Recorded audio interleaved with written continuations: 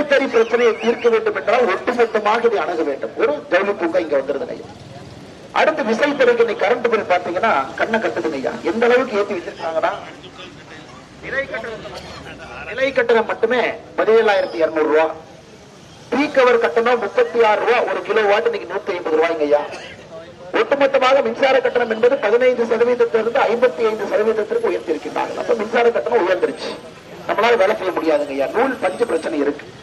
இதையெல்லாம் ஒட்டுமொத்தமாக அணுகி சரி செய்தால் மட்டும்தான் இதற்கு தீர்வு. அதனால்தான் நம்முடைய பாரத பிரதமர் அவர்கள் 2017 20 வரை 2017 வரை பிரதமர் அவர்கள் நம்முடைய நெசவாள பெருமக்களுக்காக விசைத்தறி பெருமக்களுக்காக பவர் டெக்ஸ் என்கின்ற திட்டம் வைத்திருந்தார். அது ஒரு வருடம் நீட்டிக்கப்பட்டு 2021 வரை இருந்துச்சு. இன்னைக்கு நாங்கள் கொடுக்கக்கூடிய உத்தரவாதம் அந்த பவர் டெக்ஸ் திட்டத்தை மறுபடியும் 2 ஆண்டுகளுக்கு கொண்டு வருகின்றோம். அத்திட்டத்தின் மூலமா என்ன பயனுங்க? விசைத்தறி யாரெல்லாம் வைத்திருக்கின்றீர்களோ மானிய விலையில சோலார் போட்டுக்கலாங்க. சோலார் மின்தகடு மானிய விலையில இன்னைக்கு பொதுப்பிரிவில் இருக்கக்கூடியவங்களுக்கு 50% மானியம் கொடுக்கிறோம். அதை 75% உயர்த்துகின்றோம். பட்டியலின சகோதர சகோதரிகளுக்கு 75% 90% கொண்டு போறோம். பழங்குடி இனத்திற்கு 90% இருக்கு, 95%. ஒரு பக்கம் மின்சார கட்டணத்தை குறைப்பதற்கு சோலார் தகடுகளை பவர் டெக்ஸ் திட்டம் மூலமாக பொருத்தி மின்சார கட்டணத்தை குறைப்போம். நூல் வங்கி ரொம்ப நாளாக கோரிக்கை கேட்டுக் கொண்டிருக்கின்றீர்கள். இது பாத்தீங்கன்னா திமுக தன்னுடைய 2021 தேர்தல் அறிக்கையில் சொல்லியிருந்தார். நூல் வங்கி வந்துவிட்டால் நூலுடைய விலையை நம்மால் கட்டுப்படுத்த முடியும். அது 2வது நிலையம். 3வது, நீங்க உற்பத்தி செய்யற பொருள் இங்க இருக்கக்கூடிய ஜவுளி பூங்காக்குள்ளேயே பிரிண்டிங்ல இருந்து எல்லா டெக்னாலஜி கொண்டு வந்துட்டாங்க ஐயா. விலை குறைவாக மார்க்கெட்டிங்ல இருந்து அனைத்தும் கூட இங்கேயே நடக்கும். ஆனா உங்களுக்கு தெரியும், இன்னைக்கு நம்முடைய விசைத்தறி பெருமக்களை காப்பாற்ற முடியும் என்றால் அது பாரத பிரதமர் நரேந்திர மோடி அவர்களால் மட்டும்தான் முடியும். காரணம், நாம் வலிமையாக இந்த ஆட்சியில் அமரும் பொழுது இதை நிச்சயமாக இந்த பகுதியை நாங்கள் செயல்படுத்தி காட்டுகின்றோம். அன்பு சகோதர சகோதரிகளே, இன்னைக்கு எல்லா மக்களுக்கும் கூட உத்தரவாதம் கொடுக்கிறோம். நம்முடைய பாராளுமன்ற தொகுதிக்குள்ள 4 பள்ளிகள் நவோதயா பள்ளிகளை கொண்டு வருகின்றோம். நவோதயா பள்ளி கர்ம வீரர் காமராஜர் ஐயா பெயரை பொறுத்து. நவோதயா பள்ளினா என்னங்க ஐயா? எல்லாருக்கும் கேவி ஸ்கூல் கிடைக்கலீங்க. கேவி ஸ்கூல்ல குறைந்தபட்சம் தான் அட்மிஷன் இருக்கு.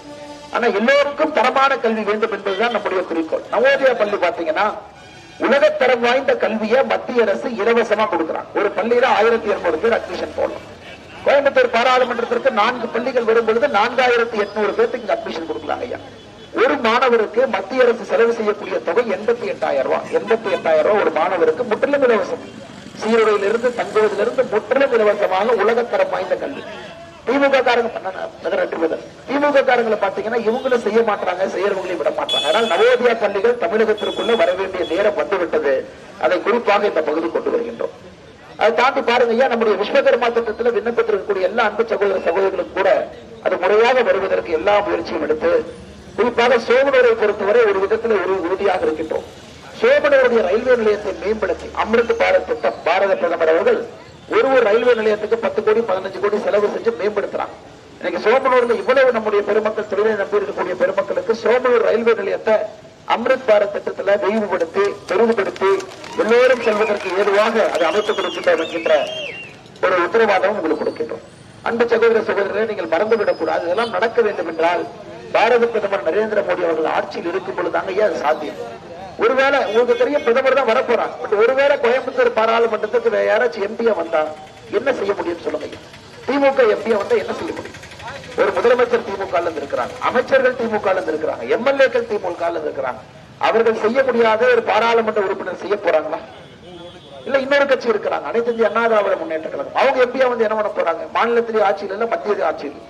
ஆனால் நாம் புரிந்து கொள்ள வேண்டும், எப்படி பாரத பிரதமர் நரேந்திர மோடி அவருடைய வலிமையான ஆட்சியை பயன்படுத்தி நம்ம உள்ளூர் பிரச்சனைகளை தீர்க்க வேண்டும். உதாரணத்துக்கு நொய்யல் நதி பாருங்க, இங்கதாங்க எப்போது இவருக்கு இந்த பக்கம் நொய்யல் தாய் எப்படி வச்சிருக்கிறாங்க பாருங்க. 4 மாதங்களுக்கு முன்பு மத்திய அரசிடம் பேசி 990 கோடி ரூபாய் பணம் கொண்டு வந்திருக்கிறோம். ஆனா இவங்கிட்ட 990 கோடி ரூபாய் கொடுத்த என்னங்க ஐயா? குரங்கையில பூமாலை கொடுத்த மாதிரி. திமுக காரங்க திமுக கையில 1000 ரூபாய் பணத்தை கொடுத்தீங்கன்னா குரங்கையில பூமாலை கொடுத்த மாதிரி. அது செலவு செய்ய போறாங்க ஐயா, கொள்ளையடிக்க போறாங்க. அதை பார்ப்பதற்கு ஒரு மனிதன் வேண்டும். மத்திய அரசுடைய பணத்தை ஒழுங்கா செலவு செய்யறாங்களா? மத்திய அரசுடைய திட்டங்கள் எல்லாம் ஒழுங்காக கீழே போதா? பிரதமர் வீட்டு திட்டத்தில் சரியான பயனாளிகளுக்கு போகுதா? இதெல்லாம் பார்ப்பதற்கு ஒரு பாராளுமன்ற உறுப்பினர் வேண்டும். அதனால எனக்கு நம்பிக்கை இருக்கிறது, நிச்சயமாக நீங்கள் ஏப்ரல் 19ஆம் தேதி எல்லோரும் தாமரை சின்னத்திற்கு வாய்ப்பளித்து பாரத பிரதமர் நரேந்திர மோடி அவர்களை வெற்றி பெற செய்து உங்கள் அன்பு தம்பி உங்கள் வீட்டு பிள்ளை அண்ணாமலைக்கு கூட நீங்கள் ஆதரவு கொடுப்பீர்கள் என்கின்ற முழு நம்பிக்கை எனக்கு இருக்கிறது. உங்களிடம் அன்போடு நான் வேண்டிக் கொள்கின்றேன்.